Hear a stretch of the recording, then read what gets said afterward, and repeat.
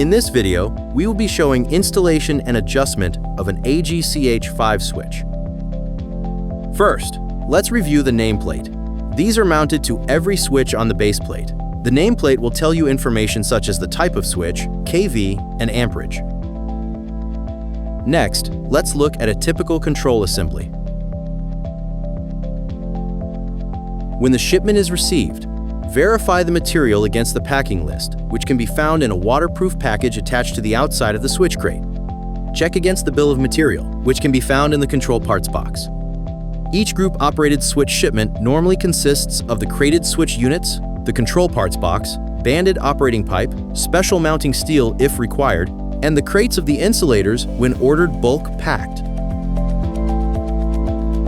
With the phases closed, remove the live parts from the switch base.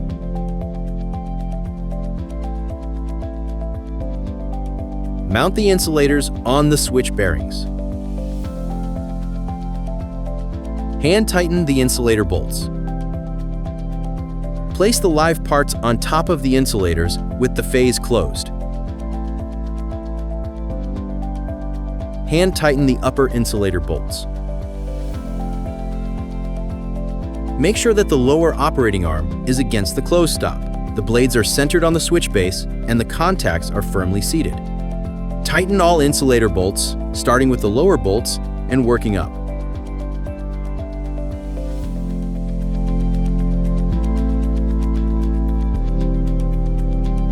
Confirm that the operating arm stays against the closed stop.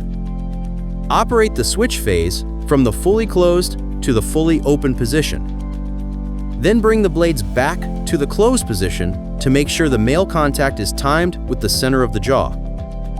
Check the contact alignment as shown in the installation instruction packet that came with the shipment. If adjustment is needed up, down, in, or out, close the switch, loosen the peg bolts on the side of the switch base, and adjust the leveling studs as shown in the instruction packet to align the contacts.